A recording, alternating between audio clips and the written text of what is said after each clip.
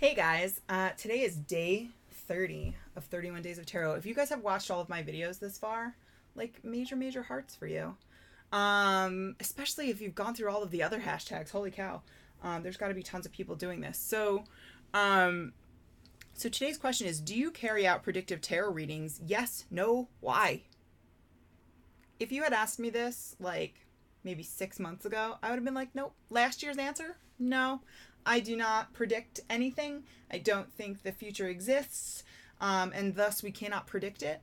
However, I think way back in one of the videos we talked about our favorite spreads, and I don't remember if I mentioned this or not, but I've been working with the opening of the key spread, or at least the first order of the opening of the key, and those readings have been very predictive in nature.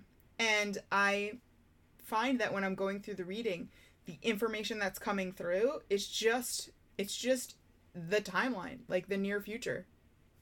And sometimes I see the past, sometimes I see what's going on now.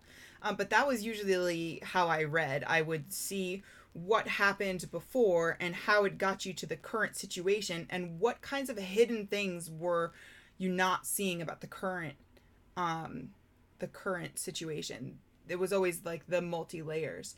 But now, like, this whole spread has propelled me into the predictive realm. And I actually said to my friend today that it was a little bit scary because, of course, I don't want to be wrong. So this kind of ties into that imposter syndrome question that we had a while back. But I don't want to be wrong. But the messages that I've gotten, especially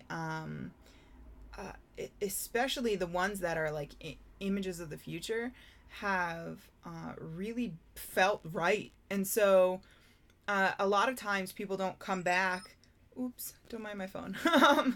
A lot of times people don't come back and tell me if things have happened, although I love it. If you guys ever get a reading from me for whatever reason, and come talk to me 6 months later and tell me what happened. I love to know those things. I get really invested when I do readings, not dangerously so, but a little bit. And so a lot of my clients I've had for years, and I love to talk to them about their lives. I love to help them, and I love to hear their feedback and their results or their experience with what I've said. So I don't have a lot of people that do that for me.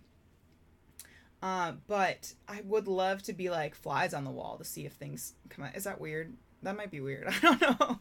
But yeah, it's just kind of like a really scary thing to put yourself out there that way and say, oh, this is going to happen. And then, what if it doesn't? Or what if you're totally wrong? I mean, I've that's happened too, where I've seen something and been very sure that something was coming, and I've just gotten it slightly wrong. Like, oh, it really meant that. That's a pain in the butt when that happens, but it happens. Unfortunately, tarot reading's not a total exact science. It's close, but not total. Anyway, I will see you guys tomorrow for the last video in this series. Oh man, this is gonna be a fun month.